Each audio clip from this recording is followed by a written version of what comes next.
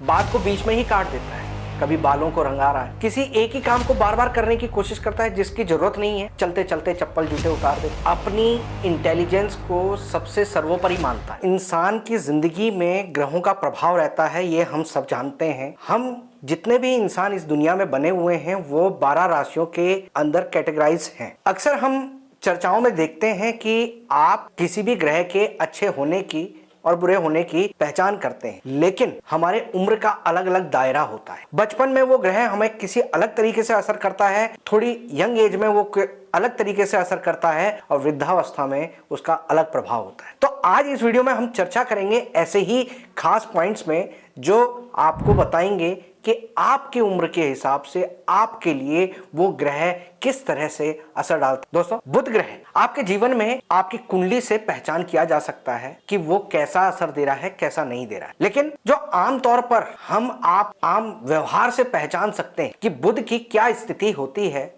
तो सबसे पहले जब बच्चा पैदा होता है, उसकी अगर पैदा होते समय ही उसे जॉइंटिस की दिक्कत आ जाती है और वो जॉइंटिस लगभग 36 घंटे के बाद भी वो जॉइंटिस उसका खत्म नहीं हो रहा है, तो ये संकेत होता है शुरुआत से ही बुध पर फोकस करें। ऐसे बच्चे को बचपन में बहुत जल्दी जल्दी इन्फेक्शन हो जाता है, पैदा होते ही इन्फेक्शन होना, किसी तरह की एलर्जी हो जाना, ये चीजें आपने अक्सर देखी होंगी कि बच्चे को दूध सूट नहीं कर रहा, बच्चे को बाहर का दूध देना पड़ रहा है, या बच्चा थोड़ा जब कुछ लेने लगता है तो उसे कोई चीज सूट नहीं कर रही, तो आप समझ लीजिए कि बच्चे का बुध खराब है। बच्चे के अभिभावक वो अपनी बहन बुआ के साथ कहीं विवादों में पड़ गए हैं, झगड़ों में पड़ गए हैं, तो उसका असर बच्चे पे आ रहा है। जब घर में बधाई लेने के लिए जो किन्नर आते हैं उनके साथ झगड़ा करते हैं, उनको पैसे नहीं देते, उनकी बधाइयां नहीं देते, तो ऐसे में वो बुध खराब की निशानी होती है जिसका भुगतान बहुत लंबे समय तक करना हो। जब 12 से 17 साल की उम्र में बच्चे के अंदर बार बार खांसी, लंबी चलने वाली खांसी या कफ की शिकायत उसे रहने लग जाए, बालों में सफेदी आने लग जाए, भले ही बाल अगर सफेद होते हैं तो ये बृहस्पति का दोष माना जाता है, लेकिन कारण बुध बनता है। कफ खांसी दिक्कत करती है, ऐसे बच्चे के अंदर शरीर में जकड़न बहुत रहती है, किसी भी काम पर कंसंट्रेट करना, पढ़ाई पर कंसंट्रेट करना या अपने एम को डिसाइड ना कर पाना, ये सारी चीजें बुध के नेगेटिव होने की निशानी है 12 से 17 साल की उम्र में। इस समय पर बच्चा अपनी पढ़ाई से ज्यादा बाहर वालों पर भरोसा करने लगता है, बाहर घूमना पसंद करने लगता है। ऐसे लोग अपने बस्ते भारी रखते हैं और उनके पढ़ाई की चीजें, उनकी कॉपियां आधी अधूरी हो, कॉपियां पीछे से भरती हैं आगे की बजाय, कॉपियों के जिल्द फटे रहते हैं, उनके रूम को आप देखोगे तो उनका रूम अस्त व्यस्त होगा। इसी उम्र में अगर बच्चा अपने पढ़ाई के बजाय, अपने करियर की बजाय वो फोकस करने लगता है स्टाइल पर, फैशन पर, कभी बालों को रंगा रहा है, कभी कोई पियर्सिंग करवा रहा है, टैटू बनवा रहा है, ये सारी चीजें जब किसी बच्चे के अंदर आ जाती हैं तो ये बुध के खराब होने। आगे बात करते हैं 18 से लेके 28 तक की उम्र में बच्चा जल्दबाज होने लगा, हर चीज में जल्दबाजी, और उसी शॉर्टकट के चक्कर में, जल्दी कमाने के चक्कर में वो लॉटरी, शेयर मार्केट, सट्टा, ये जो जल्दी इनकम दे सकती हैं ऐसी जगह पर अपना भाग्य आजमाना शुरू कर दे। ऐसे इंसान को तबला, ढोलक, म्यूजिकल इंस्ट्रूमेंट, गाना बजाना, ऐसी चीजों का शौक बढ़ जाता, और शौक 2-4 दिन का होता है, लेकिन वो वाद्य यंत्र वो घर में जमा करके रख। घर में तुलसी, मनी प्लांट, रबड़ प्लांट, चौड़े पत्ते वाले पौधे, अपने घर को पूरा ग्रीन कर देना, ये प्रवृत्तियां उसके अंदर आ जाती हैं, उसके घर का माहौल ऐसा बन जाता है। ऐसे लोग अपने पर्स में बहुत सारी उटपटांग चीजें रखते हैं, पैसे मोड़ मार के रखते हैं, चोर जेब में डाल के रखते हैं, कागज बहुत ज्यादा रखना शुरू कर देते, हड़बड़ी दिखाना, हर बात पर जल्दबाजी दिखाना और जल्दी एग्रेशन दिखा देना अपने परिवार वालों पर, अपने लोगों, ये बुध के नेगेटिव होने की निशानी। नेक्स्ट बात करते हैं, जब 28 से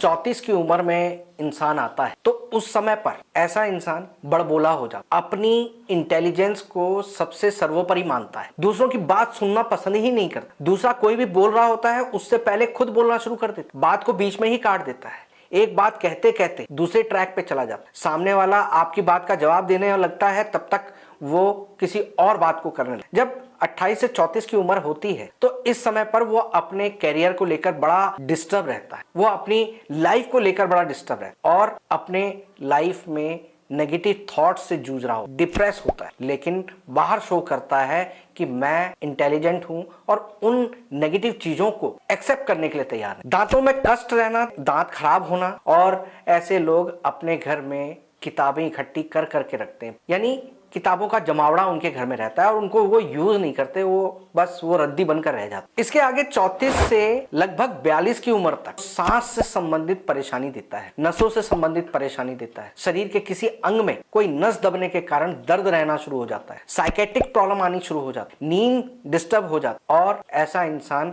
अपने आप को फेलियर सा महसूस करने लगता है, बिजनेस में गलत फैसलों के कारण पछताता है। जब 34 के बाद 42 तक की उम्र में बुध की खराबी आती है तो उसके बाद वो इंसान अपनी किसी भी चीज पर बहुत ज्यादा फोकस नहीं रहता, वो काम अधूरा करता, किसी एक ही काम को बार बार करने की कोशिश करता है जिसकी जरूरत नहीं है बार बार करने, जैसे कपड़े धो रहा है तो कपड़े ही धोते जा रहा है। ऐसे लोग अक्सर अपने जब भी कोई काम करते हैं, कोई बर्तन यूज कर रहे हैं, उसका ढक्कन पूरा ढंग से नहीं लगाया या पेन रखा तो उसको ढक्कन बंद करके नहीं रखा, अपनी कॉपी